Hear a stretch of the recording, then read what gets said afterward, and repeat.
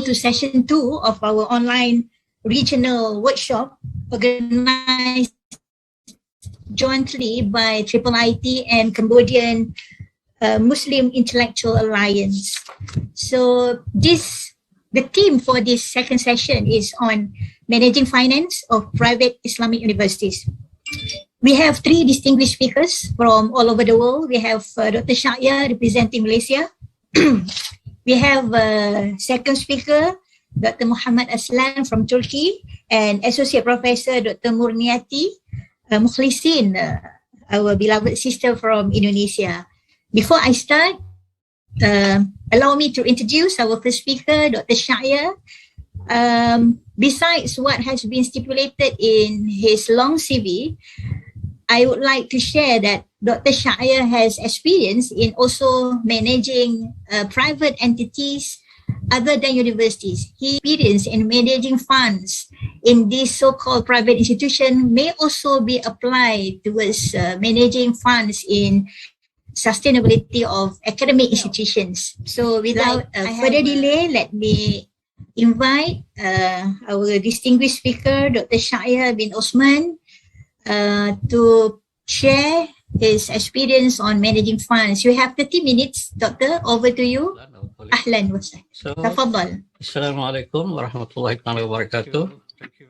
So here we are focusing, in my lectures here, or our discussion here, we try to focus on 4 parts, basically on the evolution, with the Tan Sri just now mentioning about evolution of the university. But here I'm talking about the evolution of the university due to survival because of financial constraint. Yeah, that is past, present, and the future outlook. And my second part will be on financial success. I'll try to look at the non-Islamic private universities in Malaysia. And third parts, I try to focus my discussion on this financial constraint facing the Islamic private university. As we know that Professor Aslam did mention earlier that even the public university is financially being subsidized. And we look at the private sectors, how they be able to survive. And here on the 4 parts, we try to look into how we could move forward into this, to be able to be financially sustainable in that sense. Okay, these are 4 parts we're going to talk about just 30 minutes. As we know that the money or cash is like oxygen to the university. It's just like oxygen to us. Without oxygen, we will not be able to survive. Likewise, university will not be able to survive if there is no money. You can see that even the public sectors is heavily subsidized, but how private sectors be able to survive? You can see that the Islamic private university, as we know, it is being introduced basically in Malaysia by the Majelis Ugama Islam Selangor, and even the Professor Iniania, also the Technical Professional University College, being organized by the Islamic state, Islamic institution like Waqf. And also you can see that some other universities like UNISAM is being established by the government in that sense. But they are private sectors, and they were told now to survive, to operate in order to be sustainable, just like a business identity in a sense. So here there are problems. From the second part, we look at when the university as a whole, as we know, in early parts, I think 10 years ago, even in UK, that the government is trying to curb financial support to the universities. You can see that in the early 10 years, I think they try to do distant learning and so on in order to get students. And they try to get their own finance, a certain portion of it, because the government try to reduce the subsidy to this university. So the university here can see the leverage partnership opportunities. They look into partnership with private sectors. Just for example, these universities, I just give example here, you can read through, but later on, just they try to work together with the hospitality industry. They try to turn the campus into a tourist attraction, and they try to turn around the somebody colleges into homestay or the boutique hotel. And they, even in this case, these universities, this university here, FSU Denver, able to generate $2 million in revenue every year, just to an example. And the other example is take advantage of local industry. Here again, the industry in this example, that it is in the area is quite popular with filming. They get together with the film industry. They make the campus as a place for shooting and so on. They're able to generate some money for 1.25 million. So there are all these other activities they're doing. Target for non-traditional student, focus on retention of student, and create open culture. When we talk of create an open culture, the university here try to work together with industry and the community. For example, here they try to get private sector's experience by pointing expertise from the private sectors to be the adjunct professors, visiting professors. They try to collaborate research institutions, which I know in some university that try to work in the private sector, market research, and industrial research, and so on. And they appoint expertise from industries become the professors. In that case, they attract others in the student from their domains of industry to participate in the research as well as in the program. So here, this is what happened in the past. But look at today, as what rightly mentioned by Professor Tan Sri just now, we can see that the student is being deprived of about 1.2 billion children out of the classroom. This is school children. What about universities? What was a student? They also been deprived. In this case, the changes of university, the traditional university, they go into e-learning, and they go by digital platform and so on. These are the changes that take place dramatically, even in Europe, and also I think in Malaysia it's a bit slow, but they are turning toward that. Okay, these are the changes that take place because of the 19 pandemic. And this education system will not change forever. I mean, they will change the traditional way of learning university. Okay.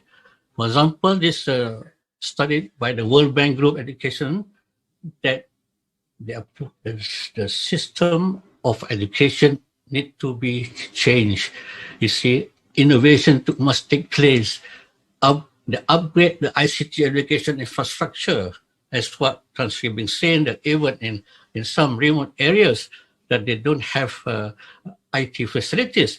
But I know of BBC, for example. BBC doing very good in the sense that they use television to reach the student in certain area where ICT is not being carried out. BBC, after 14 years of this pandemic, COVID-19, they gathered 200 teachers to develop a system of the syllabus and system of how to reach the student by using television. So the infrastructure, not only through internet, but existing infrastructure could be utilized. This is what BBC is doing now. So we can see from here, just to summarize, what happened in the past and what happened today, we can see that it's the evolution of university to survive because they need money. Money is like oxygen for us. For example, oxygen. Without oxygen, we will die. Of course, oxygen is not ultimate objective of life, but of course, money is not objective of the universities, but it is essential to make the university grows.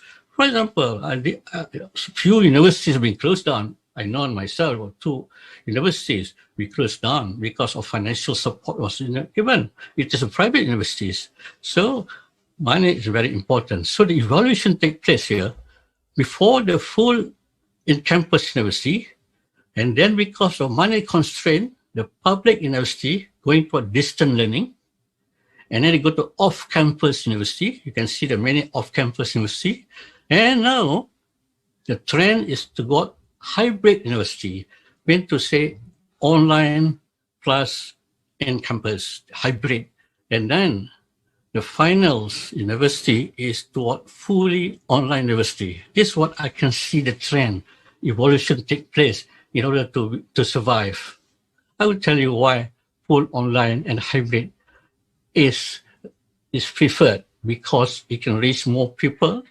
It is less expensive as those of full campus university. You can see that you need to heavily maintain of this full campus.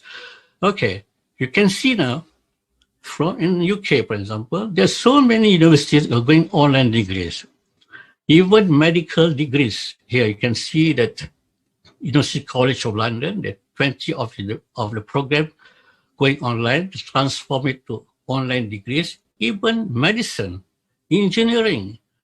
Earlier, some of these universities, they have some reservation about medicine and engineering to be online. But now they have transformed. Already they have devised a certain online degrees for medicine and engineering. You can see that today. It's all the 10 top universities, the best top 10 universities that changed toward fully online. You can see the Job Hacker University, you can see Northwest University, King College, London, 25 fully online program on medicine and so on. And also all you can see the trend toward this online. You see, from the traditional university in campus to online. Okay, this is a trend. Okay, my observation, this is my observation, studied, I carried out through the internet, through the program offered by universities in Malaysia. It is even though it is based on content analysis, but I think I could infer a certain pattern of the university in Malaysia, private university, basically private non-Islamic universities, as well as private Islamic universities. The green is the private Islamic universities. The red is the private non-Islamic universities, private sectors, which is non-Islamic. Okay, you can see that due respect, most of the Islamic universities remain here. They're not sensitive to the changes. We can see that private sector university has gone into off-campus before, and now they're going to fully online and go to hybrid.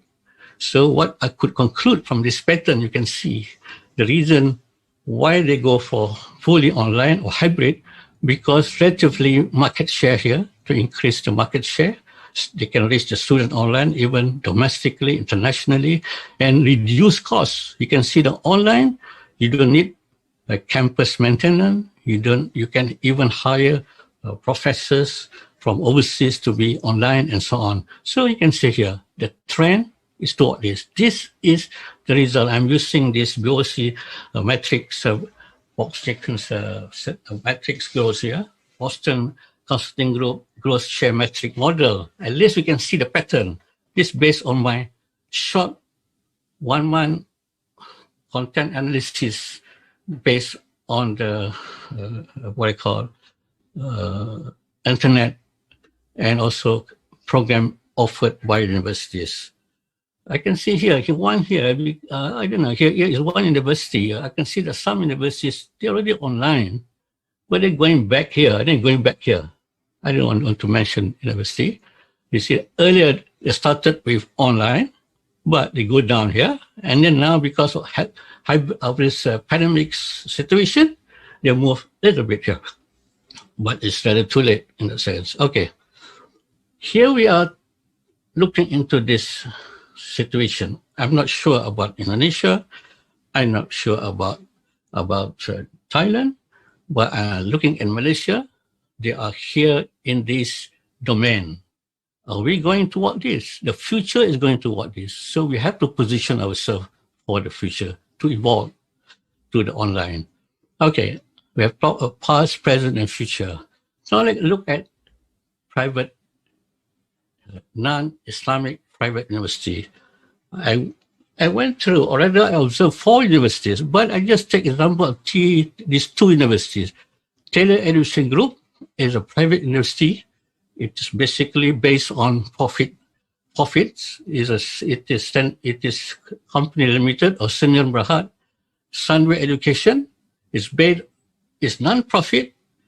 It is based on a foundation created by the Sunway Group. It is how they be able to survive financially. Look at how they do it. Why I make comparison?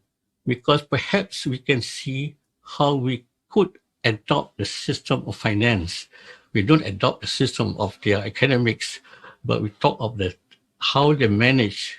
As Tan Sri did mention earlier, the structure organization need to change. You see, even the public universities at present are directly being controlled by the government. You see, the structure has to change how this university change and survive. Okay. Look at Talis College here. They have 1,200 staff. The revenue is 120 million a year. They form a Taylor Education Group here. You can see Taylor Education Group. This group manage the whole economic, business. For example, the Taylor Education, they have the investment arm. They call it Taylor's Investment Holding. These are the investment arm that contribute cash into this group, and then the money is channeled to this university. They have Taylor's University, they have Taylor's College, they have Taylor's School. You see how many schools they are managing. They have British University in Vietnam, 100% by them. And they even do community development. They have free entrepreneurial social courses. They have parental courses for the parent. Or they have many other community development they're doing now online, even online at present. So you can see the structure. What I try to attract your attention is that Taylor's Education, they have a group here, independent group. And this group is served, they have under the group, they have the investment arm to create money. And they have Sony's Mall, they have Taylor's Hotel Management, because they're doing hospitality industry, but they turn the hostel management into money generated. And there's a Rumix boutique hotel, one of the best boutique hotel here in Subang Jaya. And they have all these others, investment. So this investment, the cash generated is going toward this. And then they're able to maintain financially, administratively. And you can see that they earned revenue 120 million this year. They survive. And you can see Taylor's College is one of the top private university, you see, in the world, I think. And then the other one is, you can see how they manage their land. You can say this is the mall which they build within the university campus, provide community services as well as private sectors. They rent this mall to private sectors. If Islamic universities can do an Islamic mall to the Islamic entrepreneurs, and they train entrepreneurs in this case. You see this how the universities goes, and you see how they utilize the land beautifully, how they manage their hotel and hotel training centers, and they even make it profitable in that sense. Okay, here you see the campus. Why I mentioned the campus? They fully utilize the campus. That means building space is fully utilized, land space is being utilized, you see. Okay, now second example, I have many minutes. Yeah, another 10 minutes. So here's Sandway Education. Sandway Education, here is a is formed under the foundation. The money is given, I think 1 billion ringgit has been contributed by Sunway into their financing. They generate about 204 million last year, 2019, and they make profit. The profit generated from here is not taken back to the company, it's going back to the education, providing scholars, expanding the facilities, increasing the quality of the university, and the collaboration with other universities like overseas and Crescent University, Harvard University, and so on. They have leverage and connection based on the profit generated. They don't take the money because it's foundation. They go on and on and on expanding. You see? Okay. How they manage?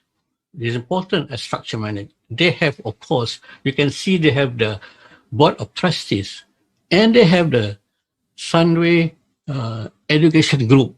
You see, education group here. Yeah. And then from education group, they have Sunway universities, Sunway International School, and so on. This Sunway group is similar to Taylor's. They focus on planning, organizing, leading, and control of universities. Sunways or these universities or school, the academician focus on the academic administration of the university, academic development and so on, financially, as well as developmental of university and planning. They are on this group at the group level. So the rectors or the vice chairman or the president is focused on the academic. It is due respect. At the moment now, in the university, the rectors, the president are doing everything. They're doing academic development, they're doing planning organization, they're doing planning, they're doing financial planning, and so on. Everything they're doing. So here they separate the function. Okay, this is important. We can see how they separate the function at the higher level. They take over some of the activities of the universities. They're doing it in group at the board level. You can see it's different. And then all this university level, college level, the rectors, the principal focus on the academic. Okay, you see how the partnership with globally, how the group partnership with the global, engaging globals, and they have new partnership now. They have engaged in the University of Harvard universities and so on. And they have collaborate world-class IC companies. Even they have Datuk Tan Sri Noor, Ketua Pengarah, very popular here as a young professor because they're having school of medicine. You see, they're taking private sectors, all the expertise from the other areas into the field. You see how the university grows. See, this is a new faculty of School of Management is under construction, and they've developed that. You see, I wish that to see this Islamic mall, you see, Islamic centers, Islamic universities, and so on.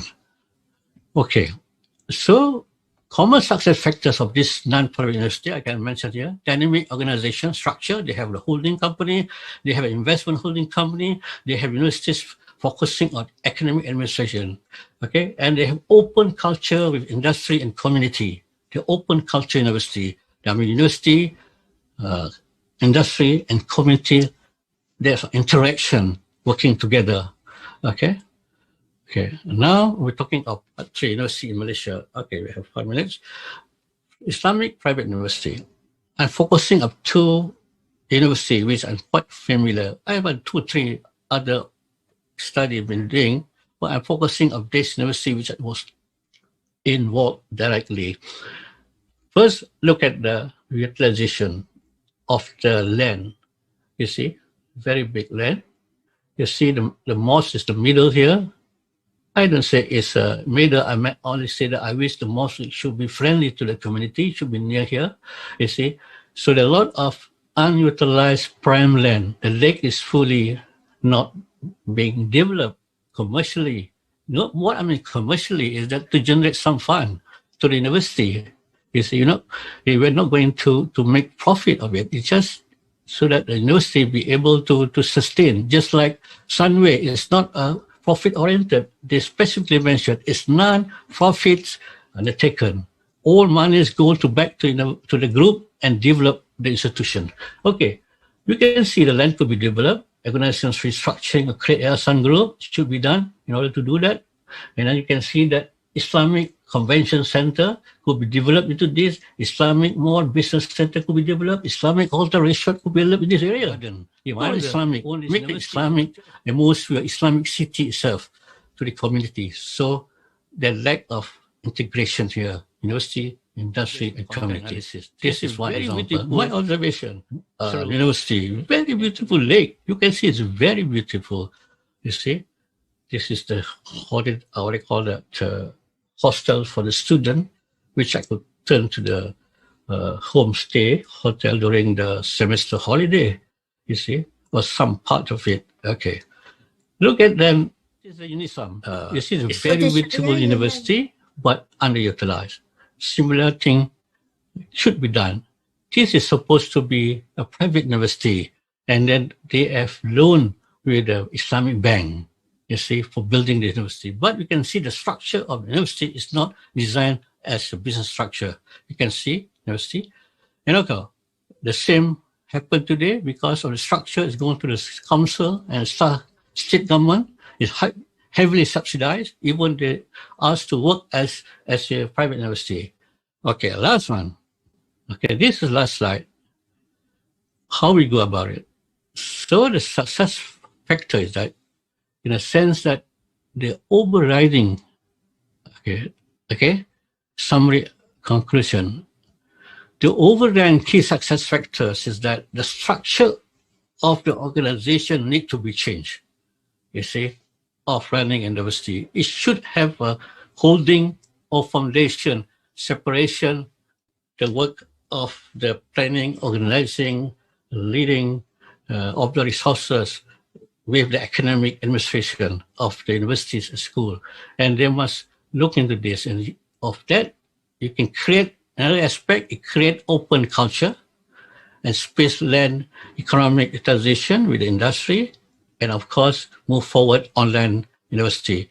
So here is how we should look forward, in the sense that we have to change the organization, we have to change the how open culture, it will be open university, open culture university, and then utilization of land and space, and of course, going towards online university. That will be the end of it, in order to be sustainable financially. Okay, that's all. Ladies and gentlemen, allow me to invite once again Dr. Shaya'A, because Dr. Shaya'A left few important slides on a Wakaf model. If Dr. Shaya'A can reshare about perhaps not more than 10 minutes on the Wakaf model. Thank you. Thank you, Professor Dr. Naya, for giving me an opportunity, because it was in the rush.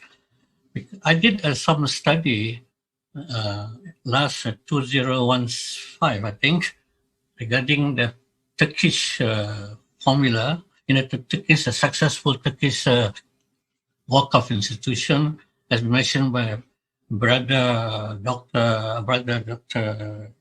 Mustafa Aslan. You can see that the few successful, basically Sabancı Group, and the other one is Koç Group, and there are a few more successful. They're able to maintain. So my conclusion, in a sense, from this few successful Wakaf institution in Turkey, as well as the past Wakaf institution during Ottoman, in a sense, Ottoman Empire, and also we practiced to do successful. What I could see is that these are the model which I could propose. I was putting this model in the one of the international conference of educational development in Aceh in 2016. I also proposed to the University of Islam Malaysia how university could proceed, because as we basically mentioned by Brother Aslan and Dr. Speaker just now in Indonesia, that they are unable to generate some fund themselves because they are private university they seek help from the government, and basically they should be able to be sustainable. So when we look at Waqf, what Waqf means to me, what I see is that Waqf should be productive in the sense that assuming that we receive $10 million, $5 million should be invested in the sense that it should be productive to generate, to accumulate more money in a sense in order to sustain. So productive and cumulative. These are two basic things. Waqf, what we understand from Wakaf today is meant to get money. Place, receive money. We can see from internet, we can see the foundation, people begging for money and so on, and they build infrastructure so huge without taking into consideration how to be productive, accumulative. Okay, what I understand that my proposed model for the Wakaf institution, they should have a foundation here. You see the foundation here able to grant some money to these universities, even though they should be sustainable, the self-financing administratively, and also school and also training centers. These are the area of education, and they're able to donate at the same time. How they're able to get money or cash generated is from this investment, which halal investments business. They're able to generate some money and contribute to the foundation, and the foundation proceed with all this educational development as well as donation. So, okay, look at this successful university. Give me another 5 minutes, Doctor. You can see these are the private institutions. You look at the model. The private institution which I mentioned earlier, these are non-Islamic. They accumulate fund by following this model. They're able to generate fund from here, Tennis College. And from there, they're able to accumulate the money donation and grow the money. They're not taking money for other purpose.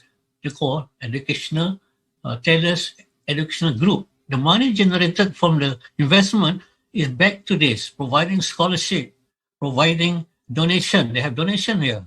Even they donate some to the mosque nearby, you see, and they provide school, you see, all the school. And the fees are not too big, not too high. If they're acceptable, they have scholarship. You see, this money for this, money here for this.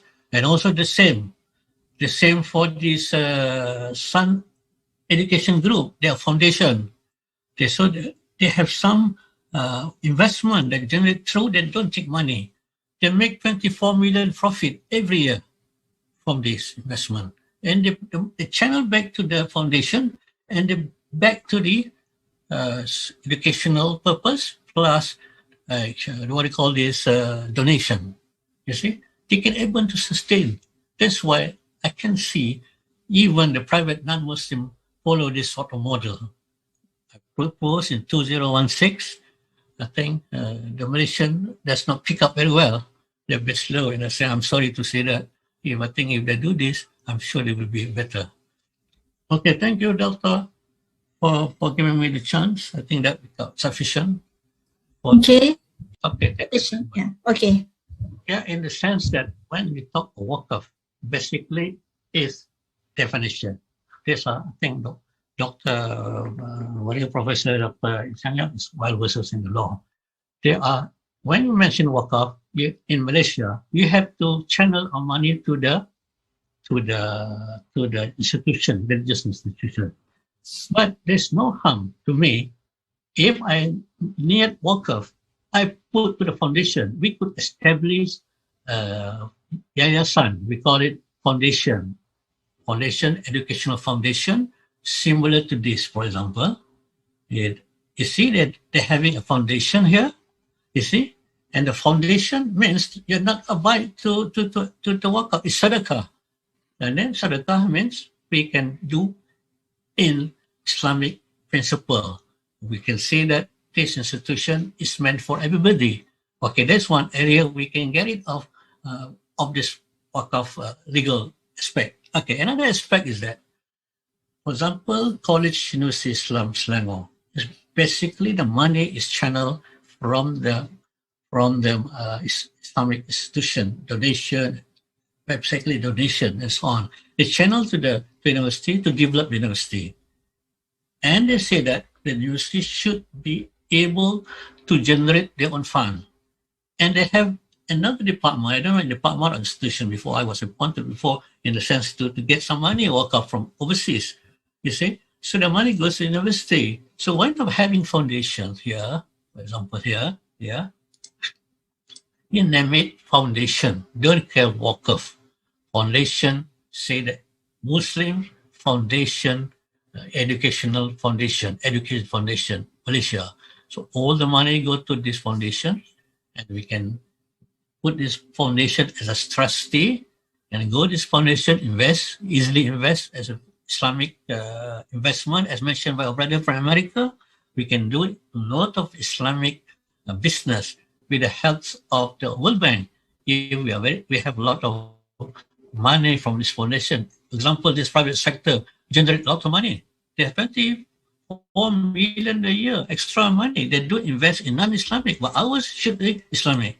You see, we can join venture locally and so on. Generate more fund to the Muslim and create education again and again. But get away from the legality by establishing under the law of foundation. In Malaysia, they call it yayasan.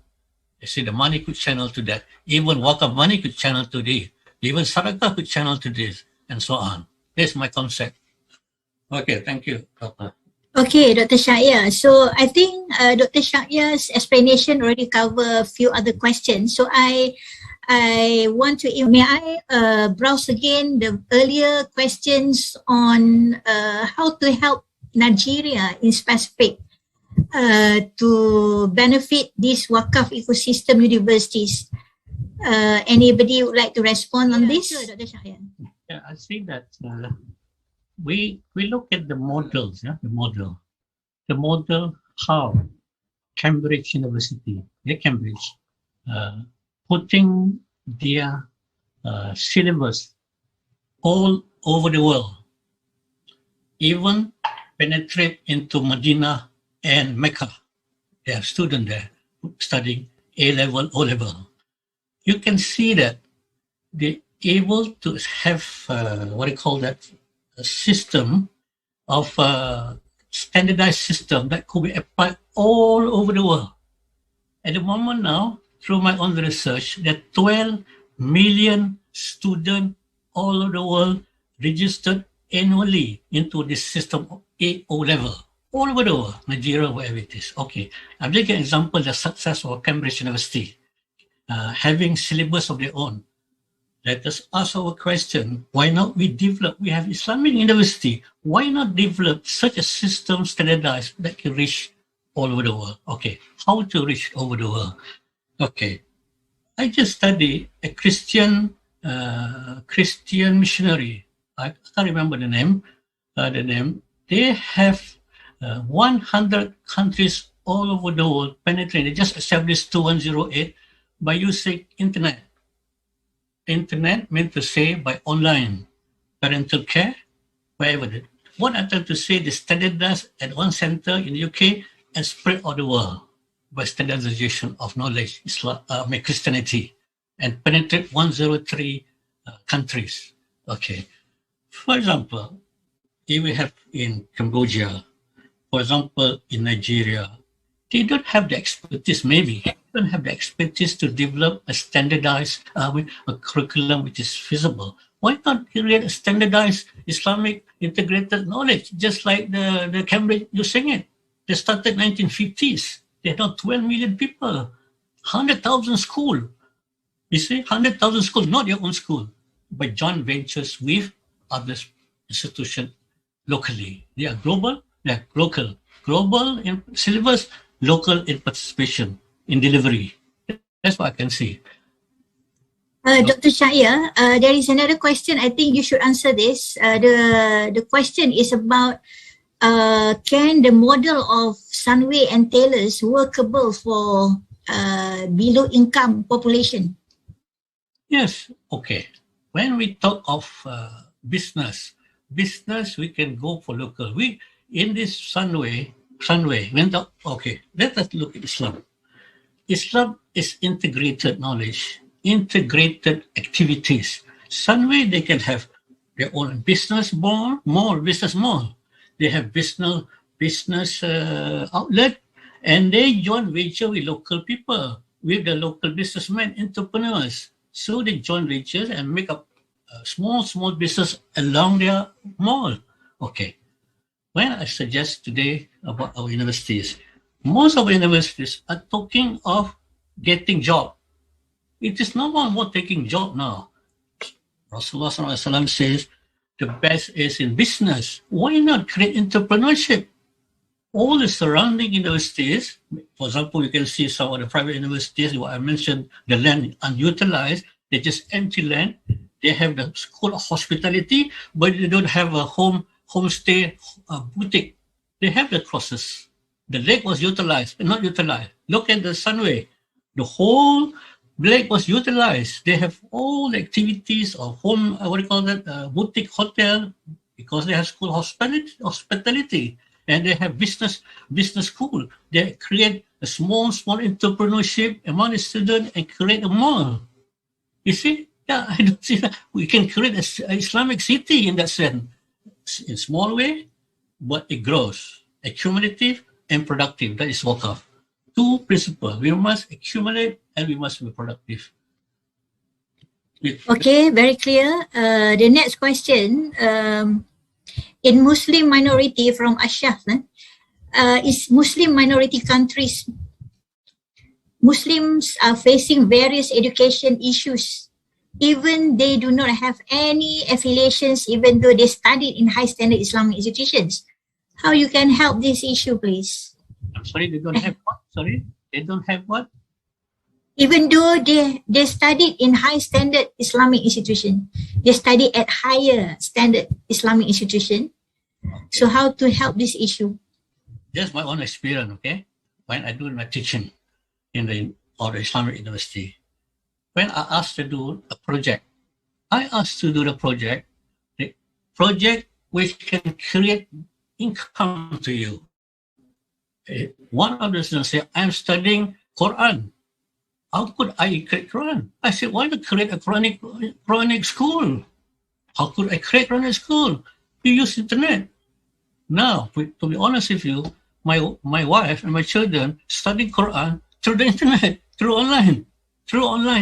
Because the one ustazah create the situation and very effective. And they just imagine, people stay at home now willing to pay 200 ringgit, 100 ringgit, and they create a change of, they can make some money to live. You see? And some of my students, they create an institution of Quranic school at home through internet. That's what I mean, create entrepreneurship. Just one question to Dr. Shaya'A, you know. Sure. Dr. Shaya'A was talking about the revenue by private conventional institutions, Sunway and Taylor's Group. Of course, they have 120 million revenue and so on. But we do not know how many percent of this revenue coming from the tuition fees of the student. Number one, they have a big number of students intake. Number two, the fees is very high.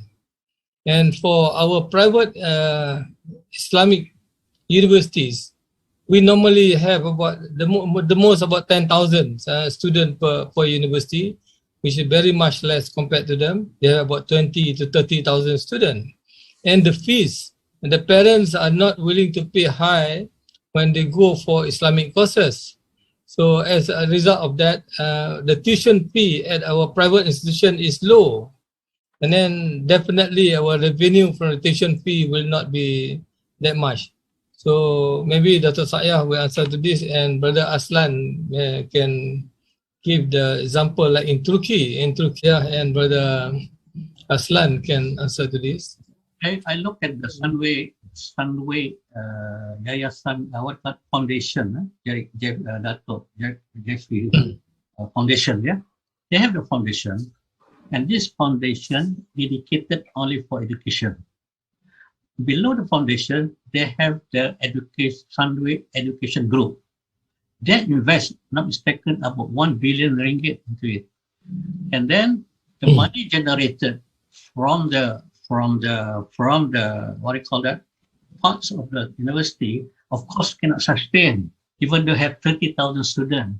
So what they do is they have another, the foundation or the yayasan put a scholarship. They have scholarship into it. And this scholarship funding the student, even though look at the fees are very high, but student maybe 30% being funded. If you look at Coach Group, I happen to go to Coach Group, Mr. Maslan, Coach Group, they have the scholarship. They fund student in two ways, but they funded 30% the scholars fee or 100%. The same practices being done in some Sunday Group. You see, they have 40 million, 34 million ringgit annually net profit, and this profit go back to the university in the form of supporting the student by giving scholarship. They even sponsor scholarship student to Harvard. You see, scholarship, they have fund. You can see the special scholarship fund. You look internet for graduate from Sunway, full sponsorship Harvard University from the fund. I see. So what I'm trying to say is that the money is circled within the group, and you look at the fees is very high. If the fees is very high, it's meant for the rich, but the poor is being taken care of by scholarship. They have a community scholarship. But I don't get from their account how much is they given to the poor. How much they're given to the community. They've sponsored the poor. The rich can pay for it. Why not? Private university. Okay, Dr. Shaya'A, Dr.